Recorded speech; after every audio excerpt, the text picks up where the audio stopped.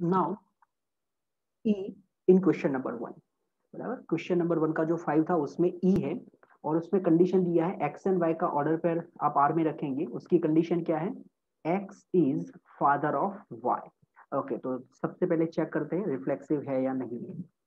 तो स्टार्ट हम ऐसे करते हैं हर बार, let X belongs to capital A. X belongs to capital A, फिर हमें दोनों जगह पर एक्स लिख के चेक करना होता है। तो एक्स एंड एक्स, तो अगर हम कंडीशन की तरफ देखते हैं तो यहाँ पर हो जाएगा एक्स इज फादर ऑफ, दोनों जगह पर एक्स लिखना है तो x is father of x. अब ये भी लिखना मना है, बराबर, ये तो पाप हो जाएगा। X is father of x ऐसा तो बोल ही नहीं सकते हम, तो it is not true. Human being की बात कर रहे हैं हम, हाँ। तो x is father of x is not true and therefore we can say x and x का जो पेयर है वो हमारी कंडीशन को सेटिस्फाई नहीं कर रहा है, तो इसलिए ये पेयर आर में नहीं लिख सकते और इसका मतलब हो जाएगा जो रिलेशन है वो रिफ्लेक्सिव नहीं है, तो नॉट रिफ्लेक्सिव। अब चेक करते हैं सिमेट्रिसिटी। तो सिमेट्रिसिटी के लिए हमें क्या करना होता है? तो हम एक ऑर्डर पर एक्सेप्ट करेंगे, let x Y belongs to R, और फिर उसका रिवर्स हम चेक करेंगे। तो x Y belongs to R का मतलब क्या है? तो x Y belongs to R का मतलब हो जाएगा x is father of y, जो हमारी कंडीशन है, x is father of y. Okay, अगर हम पोजीशन चेंज कर लेते हैं, तो अगर हम पोजीशन चेंज कर लेते हैं तो ये क्या हो जाएगा? y is father of x।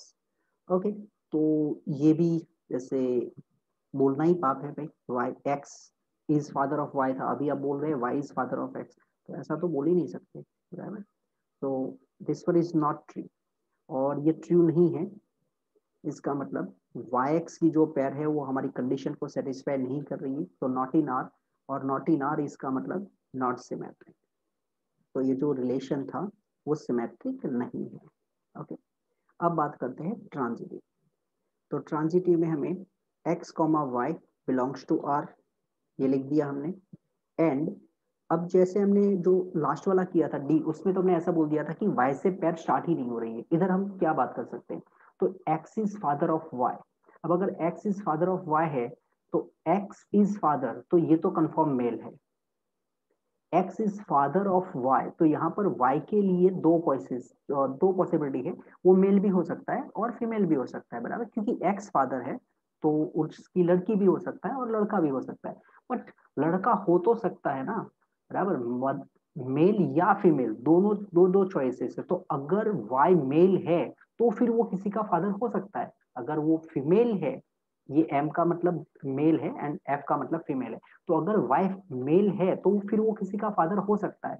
इसका मतलब ये हुआ कि वाई से हम ऑर्डर पे स्टार्ट कर सकते हैं, और अगर कर सकते हैं तो डेफिनेटली हमें चेक करना चाहिए। ओके, तो x Y belongs to R. अब X Y belongs to R का मतलब क्या है? तो x Y belongs to R का मतलब हो जाएगा x is father of Y. ये तो हमने X Y belongs to R का मतलब लिखा। And Y Z belongs to R, तो Y Z belongs to R है, इसका मतलब Y is father of Z. तो x जो है वो y का फादर है, अच्छा, x जो है वो y का फादर है एंड y जो है वो z का फादर है। तो x एंड z के बीच में क्या रिलेशन होगा? तो x एंड z के बीच में जो रिलेशन होगा वो तो x इज ग्रैंडफादर हो जाएगा, बराबर, x is grandfather of z हो जाएगा। x जो है वो y के लिए फादर है और y जो है वो z का फादर है। तो x एंड z में क्या रिलेशन हो जाएगा? x is grandfather of z। हमें तो क्या चाहिए था? फादर चाहिए था, ग्रैंडफादर नहीं। तो x is grandfather of z, तो इसका मतलब हमारी कंडीशन जो है उसके हिसाब से तो ये पेयर आर में नहीं लिख सकते, and that's why we can say the relation is not transitive.